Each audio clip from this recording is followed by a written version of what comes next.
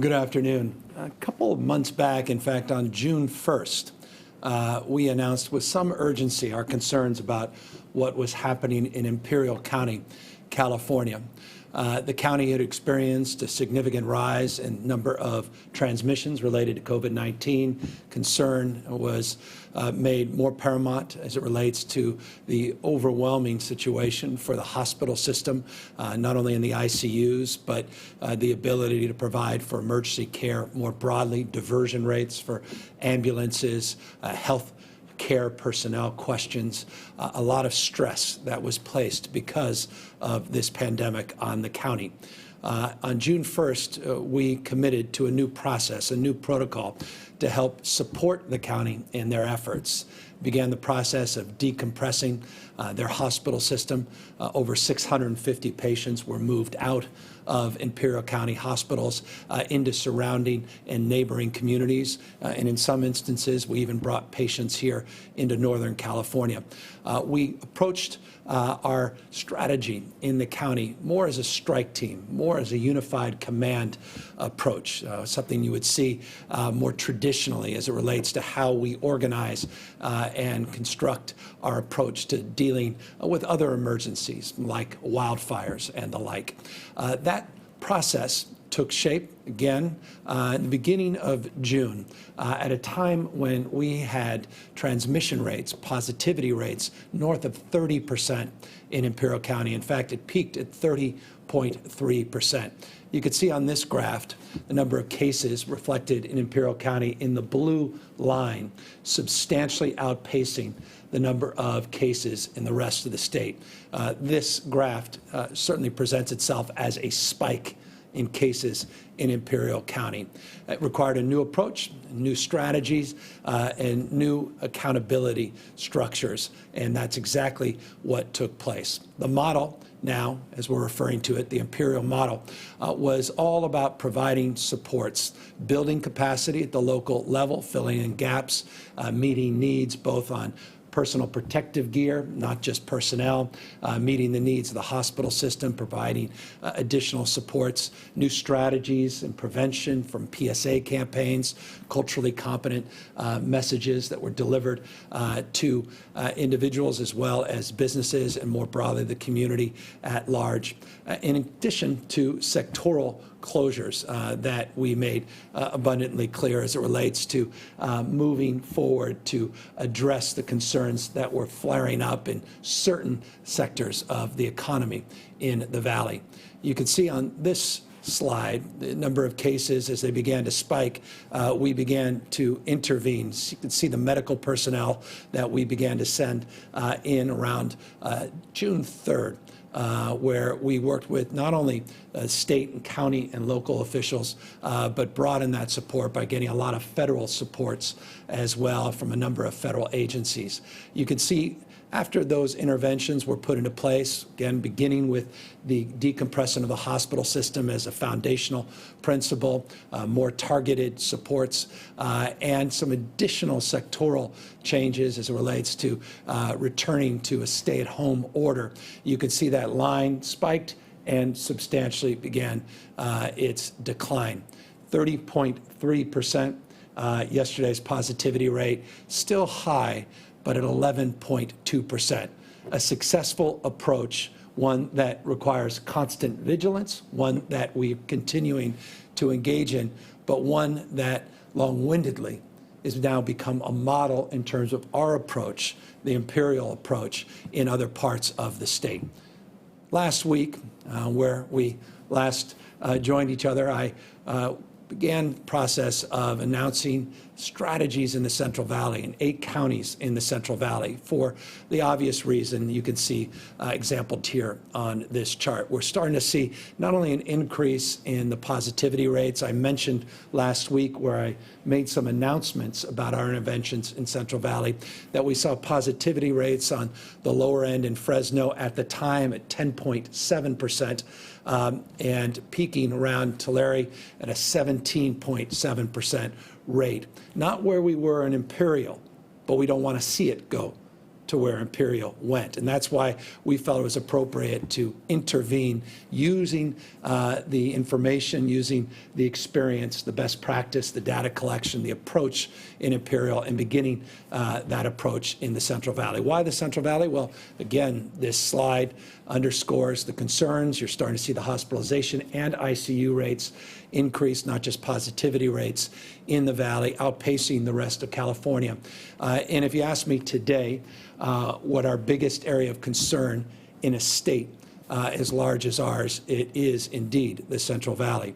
We're seeing stabilization in other parts of the state. You'll see some declines in a moment when I make presentation, including some stabilization and some modest declines in Southern California. The Central Valley, again, reinforced by this slide, reinforced by our presentation in Stockton last week, in our announcement last week, is indeed the area of our most important targeted interventions. We are, again, doing everything we can to fill in local gaps and working with counties to assess their current dashboard as it relates to data collection, identifying whatever gaps may exist or persist in their respective communities.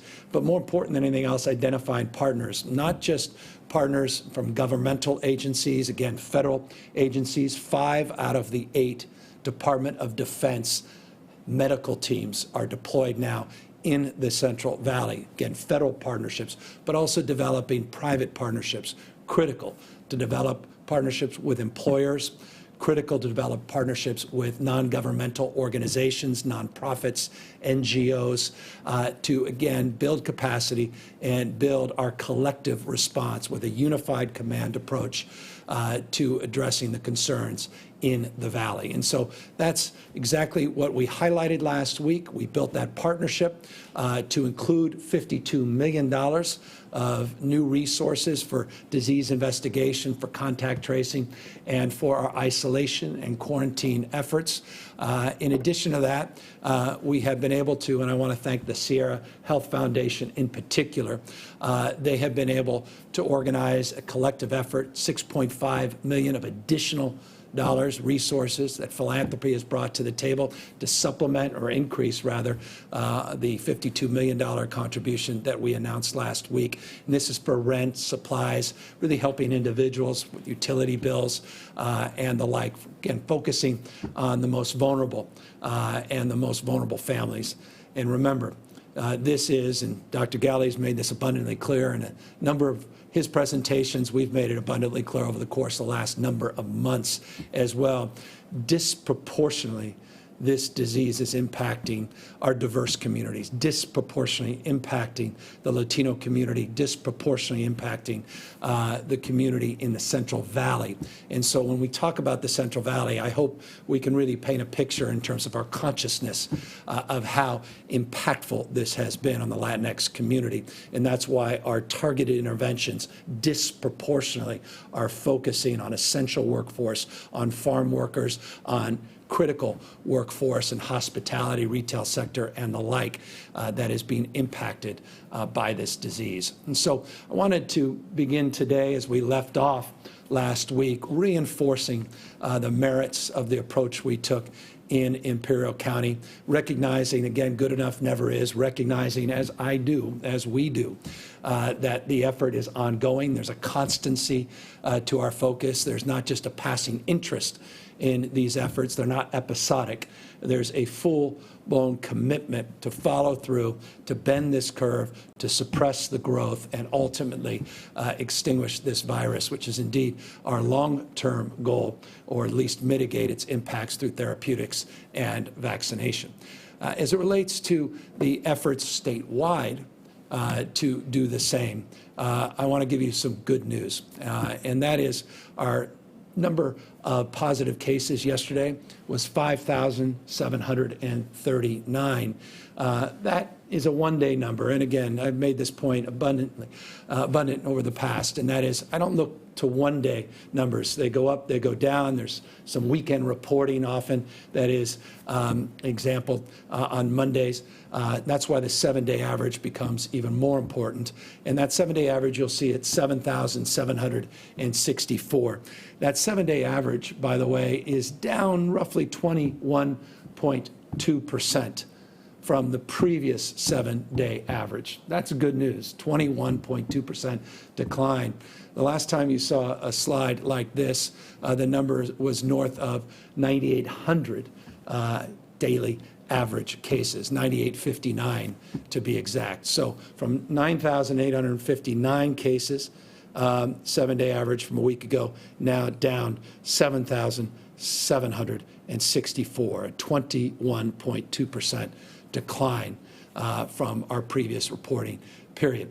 Again, that's case numbers, and I caution folks, look, I've said this in the past, others have said this, some for different purposes than the purpose which we reinforce this. As we increase our tests, you're going to see an increase in case numbers.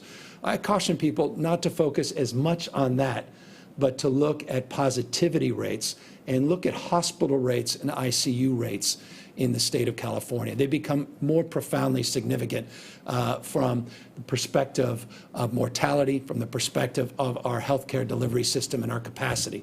We want to test as many people as we can, but the purpose of the test is not just to show a number. It's an effort to have a sense of where the community spread is, how we can mitigate that spread, how we can help support our contact tracers, isolate, quarantine people, and ultimately mitigate the impact to our hospital system and into our ICUs. And so that's why the positivity rate, this number, if you've watched these presentations, you're very familiar with this slide. This positivity rate is so important. Here is extending on the narrative of some early good signs. 21.2% decline in the 7-day average total number of positive cases, but the positivity rate is also seeing a decline as we've increased our daily average tests. And you can see the number 126,000, almost 127,000 daily average tests, about 140, just shy of 149,000 tests yesterday, a little bit more than that the day prior. We actually reached 177,000 tests a few days ago. But our average daily tests continue to go up. The good news is the total number of people testing positive is now going down. We have gone down to 7%. This reflected in this slide over a 14-day period shows that 7.5% number that we presented to you on multiple occasions, now again tracking down to 7%. This is the 14-day number. I often provide you the 7-day positivity rate. That last time I was with you, we made a presentation formally with you where I shared slides, which was on the 24th of July, not the presentation in Stockton last week. The 7-day positivity rate was 7.8%, got to about 8% at its peak. The 7-day positivity rate is lower now than the 14-day. It's down to 6.1%. So 14-day positivity rate reflected in the slide, 7%. The 7-day positivity rate now down to 6.1%. It's not where it needs to be. It is still too high. But again, it is good to see this number trending down, not trending up. Not surprisingly, as we see positivity rate begin to trend down, increased number of people being tested, percentage of people being tested relative to the numbers being tested lower. We're now, not surprisingly, seeing hospitalizations go down modestly, 10% decrease in the total number of positive cases in our hospitals over a 14-day period, 10% decrease. The last time I shared slides with you, we had seen a 9% increase. Remember, it was as much as 50% a few weeks back over a 14-day period. So 50%, 50, 9% growth. Now we're seeing 10% decline. Last slide set we shared with you over a week ago showed a 9% increase. So again, a decline in total hospitalizations. Not surprisingly, you'll see the healthcare system capacity with total number of patients declining. It's just shy of 9% of our total capacity. It's holding relatively steady, not increasing, as you've seen in some previous slides. Hospitalizations go down. We encourage to see ICU admissions also trending down. Last slide deck we provided, 11% increase in ICU admissions. You'll see reflected in this slide, 5% decrease in ICU admissions. So again, these are statewide numbers. It does not reflect the reality in the Central Valley. It doesn't necessarily reflect the reality where you're living in a particular county, a particular part of the state, but the overall trend, both, again, positivity rates, hospitalizations, now ICUs, is showing a decrease from where we were over a week ago. Encouraging signs, but 1 week does not make a kind of trend that gives us confidence to generate headlines. We are looking forward to that, and we'll need to see another few weeks of this kind of data to come in to feel more confident about where we are as a state. The good news is we do feel confident in our critical care capacity. The ICU numbers declining, the total number of ICU patients reflected here in this graph to our capacity dropped modestly from 23% to 9%. Hospitalizations about 9%, but did not decline, still within a percentage point here. We were able to see modest decline over the last reporting period when we presented this slide deck. 38 counties are now on our monitoring list. You'll recall 37 counties when we announced that Santa Clara County was added to our list when we were in Stockton last week.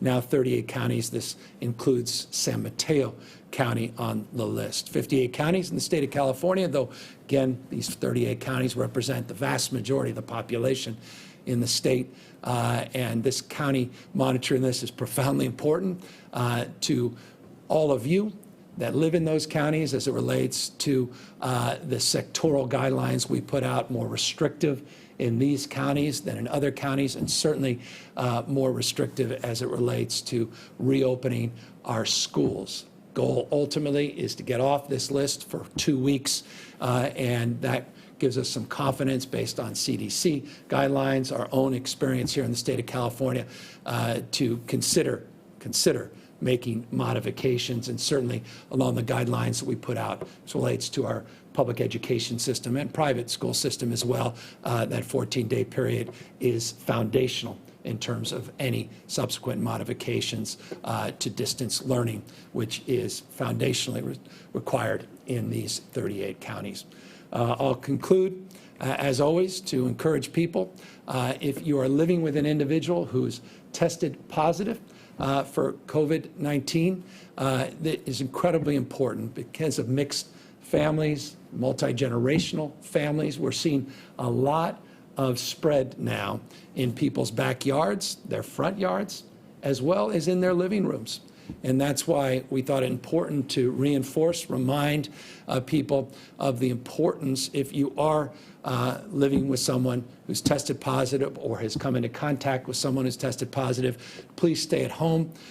Don't share items. Do the kind of disinfecting that is foundational in terms of mitigating the spread of this disease. We'll continue to highlight this area of focus as it continues to be one of the more challenging and vexing areas in terms of mitigating the spread of the coronavirus. Accordingly, we remind you, as always, the most important non-pharmaceutical intervention you can make is wearing these masks. Again, doing everything in your power to physically distance yourself from people that are not part of that cohort in your household. Continue to wash your hands more broadly and minimize mixing. I just want to reinforce this. It needs to be reinforced even more. Minimize mixing to the extent possible. Again, that mixing could occur in your backyard, your front yard, but also again, in your living room, when you bring people outside your immediate household, over extended family members, or just generationally, you are connecting with loved ones and mixing in a way that can increase the likelihood of the spread of the virus. And so that's the update for the day. I want to just make one final point of reference, and it's an important one, and that is total number of deaths in this state has increased over the course of the last few weeks. This, again, for us is a point of obvious concern, and for the family members, each and every life lost is devastating, and our heart goes out, including a young person in Fresno that lost their lives, a teenager. And this is a sober reminder of how deadly this disease is and how it can impact anybody. And while it's absolutely true, and I don't want to be an alarmist, it's absolutely true that number of people that contact this disease that are in their late teens, even early teens, the likelihood of death is very, very low. The reality is we tragically lost a teenager to this virus, and it's just a reminder, a sober reminder of how powerful and impactful and deadly this disease remains to be, and how important it is to do the kind of work we all must do as a society, as a community, and as individuals to do what we can to mitigate that spread, to wear those masks, to physically distance, to avoid the kind of mixing large crowds and outside your immediate household as much as you possibly can. 32 additional lives were lost in our last reporting period yesterday, but I want to just caution you, 32 is a lower number than you've seen in the past. The average number's now well north of 100, and with the increase we've experienced over the last few weeks, the lagging indicator always in terms of the deaths, this number is reflected as a lagging indicator, meaning we're likely to see those numbers remain stubbornly high over the course of the next number of days, potentially next week or so. We're going to monitor that closely. We'll talk openly and honestly as much as we can about it. I don't want you to be misled into feeling some more confidence about that 32 number. Again, look at those 7 and 14-day averages, not just one day over another day. 121 lives on average we've lost a day, as an example, just over the 14-day period as it relates to the deaths associated with COVID-19. So that's an update on where we are. I again want to remind everybody of the importance of targeting our focus and continuing to build capacity and build partnerships. We continue to do that county by county, health director by health director, and business by business. And I would be remiss, I'll just close on this. I want to thank the business community. We've been out, alcohol beverage control, and been out in bars and restaurants, and thousands of in-person visits. OSHA has been out in tens of thousands of visits. And I just want to mark this as a point of consideration and thought. The vast majority of businesses are doing everything in their power, doing their best under these very difficult circumstances. And the vast majority that are not 100% in compliance come into compliance very, very quickly. And I want to just acknowledge that and recognize that perfect rarely is on the menu. And people are doing their best under extraordinary circumstances, both as individuals, as customers, as employers, their employees, and it's an example in all the outreach that's been done and the incredible compliance that we've seen. We haven't seen it everywhere, and we are putting out citations, and obviously this is being advanced at the local level as well substantially from an enforcement frame, including enforcing on mask mandates as well, local government taking the lead in that space and amplifying some of the efforts that are happening at the state level. But I do just want to acknowledge how the business sector is doing, and under credible circumstances, how grateful we are to all of you that are represented in that respect, and to all of the employees and customers that are doing their best as well under very trying and difficult circumstances. With that, of course, we're happy to answer any questions. Katie Orr, KQED. Hi, Governor. Thank you for taking my question. As schools get ready to reopen distance learning, and the vast majority of them, there are some districts that are requiring teachers to actually go into their classroom and teach their distance learning from those schools. That has some teachers upset. They cite safety concerns, also child care issues. What is your take on that? Do you think teachers should be required to go to schools to teach? No, I think that has to be done. First of all, we give a lot of discretion to local, what we call LEAs. These are local education agencies, authorities, local capacity to make those decisions, but based upon bargaining, based upon working with labor and making those decisions in a collaborative frame. I don't believe anyone should be forced to put their life and health at risk. Period, full stop. And if people feel their lives are being put at risk and their health is being put at risk, it is incumbent upon us to call that out. We have been working very closely with organized labor. We are very grateful for their support and guidance of a lot of the information that we put out and the formal guidelines that we put out and the announcement we made a few weeks ago as it relates to the upcoming school year. It's been done in the spirit of collaboration and cooperation, and I expect and really demand respectfully that spirit of collaboration and cooperation manifests at the local level and people not be put into harm's way as caregivers, as teachers, as support staff from janitors to bus drivers, as secretaries to maintenance workers, as well, obviously, as our children. Yomara Lopez, Univision Sacramento.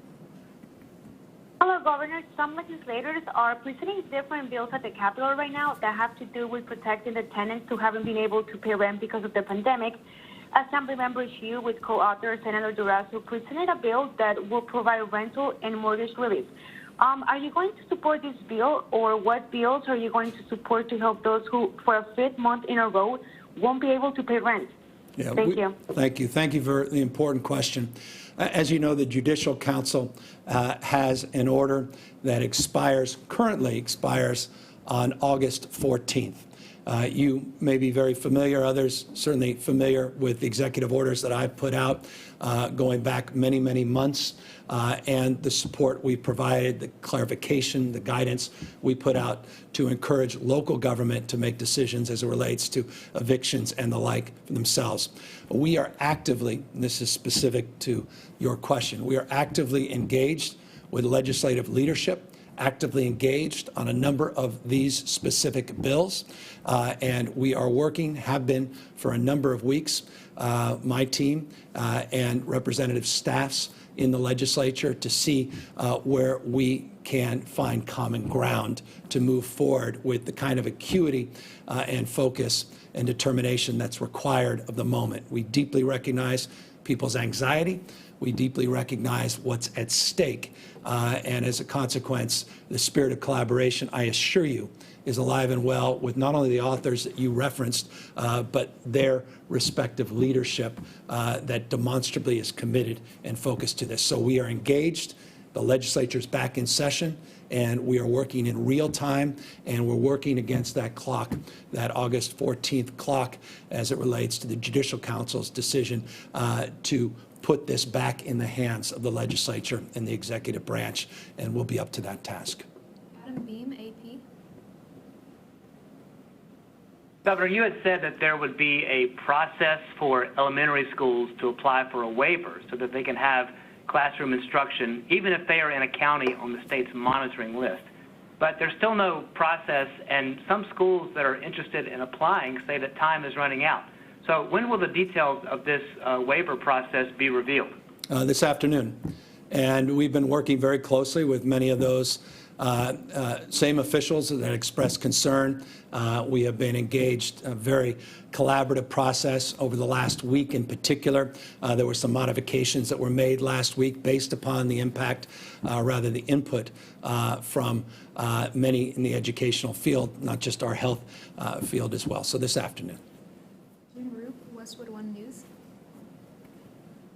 Thank you very much. Good afternoon, Governor.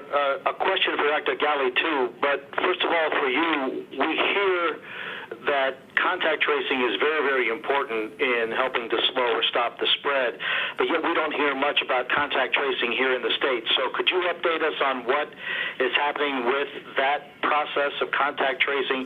And then for Dr. Galley, if he could clear up when people need to get tested if they believe they might have been exposed. If you are in a gathering or if you find yourself you may have been exposed on Sunday because there were people that were around you, would Monday's test show that you're positive? When are you actually infected that a test would show whether you're positive or negative accurately? You know, we've been hearing also about vitamin D and the boost of the immune system. That's resurfacing again, so if we can clear up if that means anything, I'd appreciate that. Thank you. No, I appreciate the questions. Dr. Galley will be up here in just a moment. Let me just say a number of things, and we've made a number of presentations over the course of the last number of months as it relates to our partnership with UCSF, our partnership with UCLA to train a cohort of contact tracers. We announced a few weeks back that we have trained over 10,000, meeting our phase 1 goals of contact tracers. We made additional modifications to our approach and the protocols relating to contact tracing based upon the increase in the total number of positive cases statewide that required a modification of some of our original strategies related to contact tracing, including, by the way, making available contact tracers, and this is fundamental in terms of keeping our children and teachers safe in the upcoming school years when we do reopen for in-person learning, which is foundational and is ultimately our goal and our commitment if we can mitigate the spread and see a decline in the spread of this disease, but to make available to the school districts in partnership with local health officials these same contact tracers. We have a new database system. We've been very fortunate to have the opting in of the vast majority of counties into the statewide database system. It's a system that is also being utilized and deployed in some other states, including Massachusetts, and that provides the ability in real time to share information in this space. With that, let me ask Dr. Galley to provide you a little bit more information about the contact tracing, talk a little bit about vitamin D, and talk about when indeed someone who may have been exposed, what is that gestation period for determining if indeed they have tested positive or indeed are a carrier, even asymptomatic carrier of COVID-19. Dr. Galley?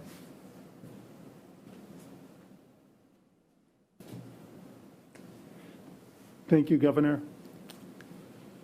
So with contact tracing, as we've talked about over the last couple of weeks, as we build up our contact tracing workforce across the state, really building upon what our counties had in place pre-COVID and really building upon their own efforts to increase their contact tracing workforce, coupled with that important disease investigation part where people with trained skills in public health and epidemiology try to understand where the case originated from, not just identifying those close contacts so that we can make sure people who need testing, who need to quarantine or isolate, do so in a safe, supported way for the appropriate amount of time. So we continue to build up that workforce in anticipation that as we continue to do the things we know reduce our case counts, we build up that workforce so that we match them and we can begin to identify all new cases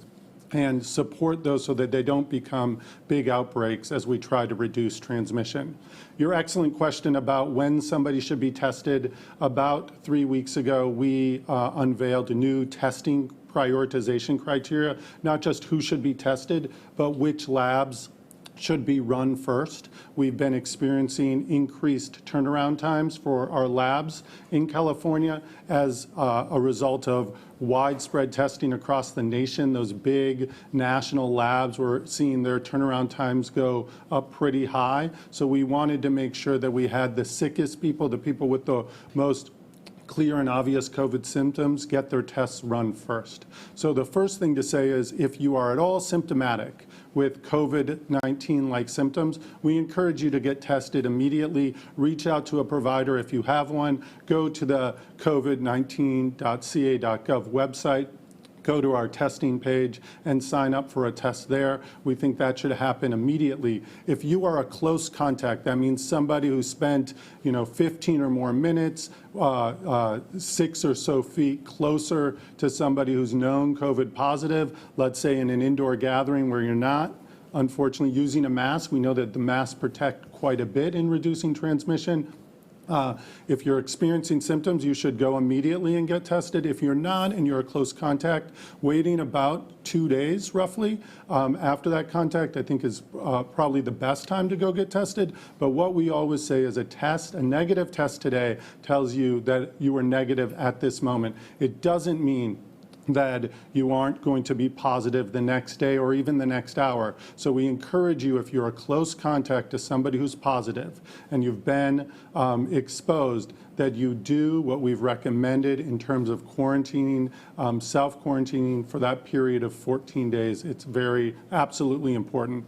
As it relates to vitamin D and other things to enhance your immune system, as a physician, we always want people to practice good, healthy behaviors. Make sure that you get your rest, that you eat well, that if your doctor or somebody's recommended vitamins, that you take those in order that we make sure that everyone is as well positioned and suited to fight off not just COVID-19, but anything else that might be mixing around the community. And this is especially an important message. And yes, it's not too early to start talking about flu. I know a number of our healthcare partners across the state are thinking about the upcoming flu season as we prepare to have flu vaccines made available in a number of our clinics and our workplaces. And as we think about COVID-19 on the one hand and flu on the other, we're really trying to make sure that everybody is as healthy as they can be to be able to fend off either one of these important infectious diseases.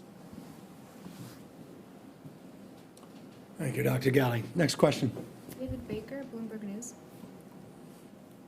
Yes, Governor, I wanted to ask, now that we are seeing some progress in the positivity rates and the hospitalizations, what do you think is making the difference here? Is it enforcement actions at the local and the state level, as you were talking about?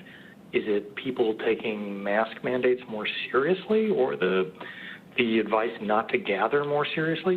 What is helping us out here? Yeah, I think you answered your own question, and I say that with deep respect, because I think it's a good question, an important question. I think it is all of the above, and a growing recognition in a state where we flattened the curve. We never experienced the spikes other parts of the country experience in our own capacity to manifest, meaning our own individual capacity to make better decisions, to physically distance, to wash our hands, to avoid mixing, as well as the modifications. Let's be candid, these sectoral modifications that have been very, very difficult and very trying for small businesses in particular that have just bared a huge brunt of the impact.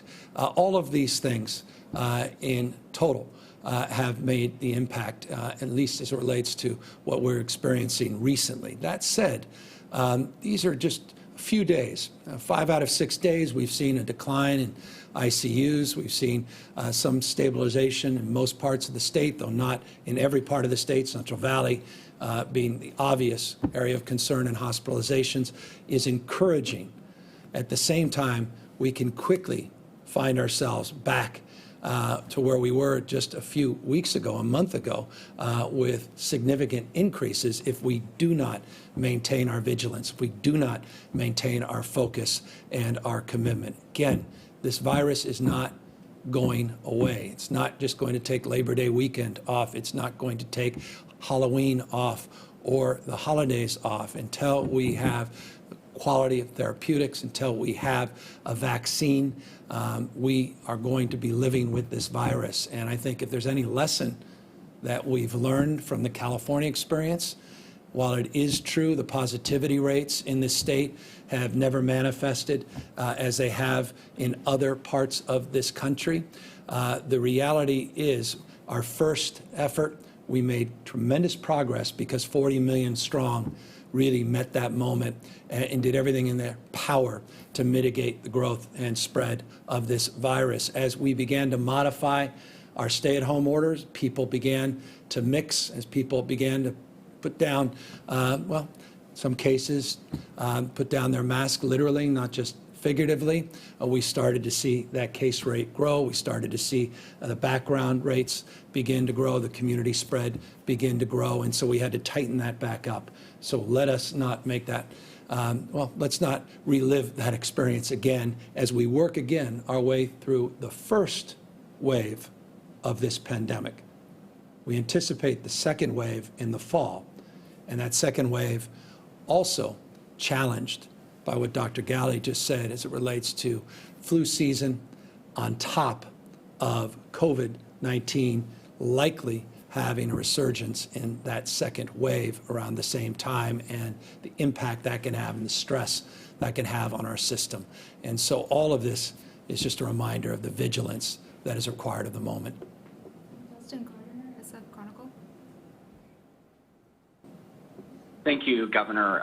Several states from Hawaii to New York, states with lower case rates, have implemented orders to require visitors to quarantine for 2 weeks. Why has California not done that? Can the state really get a handle on this and keep it if you're not quarantining people that are coming in from hotspots? Well, I think the numbers we presented today prove that we can get a handle on it. The numbers that we experienced, the ability over the course of the pandemic going back many, many months, we never did a statewide moratorium on people coming into the state, and yet we were able to mitigate the growth of the spread early on, and you're now seeing this modest decline that we've exampled here today. So to the extent, and again, I've been very honest about this, open about it in previous questions, and I appreciate yours, we will consider that if we feel it's necessary, critical, and important. But at the moment, based upon the progress we have made, we feel we can get our arms around this in a judicious way. Again, the key is when you do come in to this state, that you abide by all the rules and regulations that our health officers have put forth, the rules and regulations that many of you are very familiar with, and that is incumbent upon all of us to exercise that kind of vigilance and promote an educational environment. And that's what you're seeing with our PSA campaign, increased efforts around raising awareness so everybody is made more familiar with the rules and regulations and practices accordingly. Roz Plater, NBC Bay Area. Yes, thank you. Governor, what do you tell the businesses that have said to us they feel like they're in a bad ping pong match? Santa Clara County, for example, they opened up, and 2 days later they shut down. San Mateo County, they opened up 2 weeks later, they had to shut back down. They hire people, they've got to lay people off. They're not certain, some of them, that they can survive. What do you say to those people, and is there any kind of help available to them? Yeah, well, we've provided an account we have in the state of California. We put up tens of millions of dollars for small businesses that otherwise would fall through the cracks on the PPP program, as well as SBA programs that many small businesses avail themselves to. Many others are simply unable to access those resources, and the state, through our iBank, has created a microloan program that we want to not only socialize and make more visible, but make available for those that are working through this incredibly challenging time. And you're absolutely right. Look, I know a thing or two about small business. It's been a point of pride, point of privilege in my life to have started many, many small businesses. I deeply, and I can assure you, deeply appreciate the stress that many of these small business men and women are going through, families that are literally on the line, and the impact it's having in terms of their dreams and their future and their health. And I can only express deep empathy as well as gratitude and a resolve for all of us to do what we can to mitigate the spread of this disease. The sooner we do that, we can get our kids back to school. The sooner we do that, we can get back to some semblance of modified normalcy as it relates to being able to open up our businesses with some expectation that they can remain open so they don't have to go through this whipsaw back and forth, back and forth. And so deep respect, deep empathy, and let me just, in terms of being a little bit more prescriptive, offer this: covid19.ca.gov. covid19.ca.gov is our resource site. And if you are one of those business representatives that has just been exampled, please go to that site, avail yourself to the resources on that site, learn about what we are making available in our state through our iBank, what GoBiz, which is our business wing of our state, GoBiz, what they avail in terms of supports to help mitigate your stress and anxiety. There are all kinds, there's a suite of resources beyond just the direct business loans that the state has. There's also a lot of local resources on top of that, clearly, in addition to the federal resources. We're trying to supplement that through philanthropy, and so we want to make sure that you at least take a look at that site, try to get in touch with some of our key personnel, and we can see what we can do to address your unique, because every business is unique circumstance. Jeremy White, Politico.